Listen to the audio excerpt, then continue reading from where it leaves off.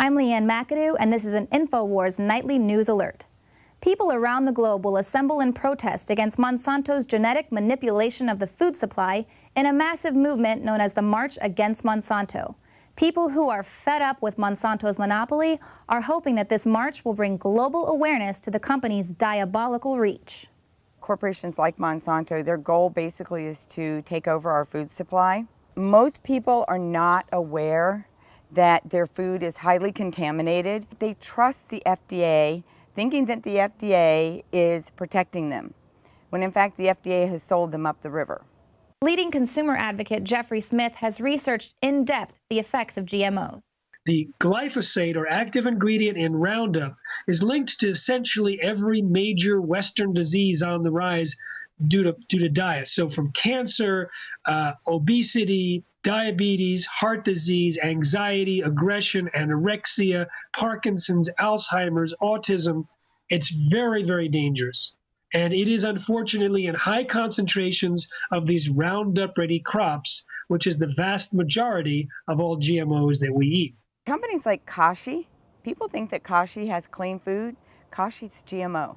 A lot of their products have GMOs in them. And so we need to bring awareness to people on who to shop with, how to get clean food. If they can't afford to buy organic, they can work at farms and get their produce for free. The founders of the grassroots group Food is Free Project are already working to teach local communities how to provide for themselves by coming together and growing their own food. The Food is Free Project was kind of born out of the idea of planting a front yard garden. We realized by being out in our front yard, hands in the soil, we started to meet and engage with neighbors that were walking by with their dogs or whatnot. What if we lined a block in front yard gardens and got people, connected? We try to use as many salvage materials as possible. It just makes it a lot easier.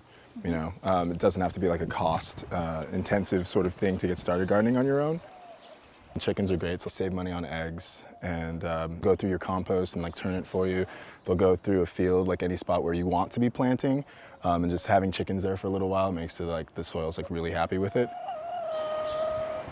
Now, aquaponics it's another really great way for people to grow their own food, be independent of the system, and be more self-sustaining.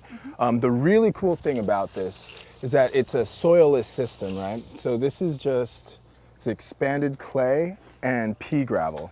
You can grow vegetables and fruits. Down here we've got our fish. We've got goldfish. You could grow tilapia. We aren't eating these fish. We're just growing them for their nutrients. So it's fine to just have a little goldfish. And you see here how it all pays off. Yeah. Coming together to grow a community garden is absolutely an effective way to flip the bird to companies like Monsanto. But in the meantime, grocery stores will still remain the main provider of our food. Even so, you can have control over what you're eating by phoning your state rep.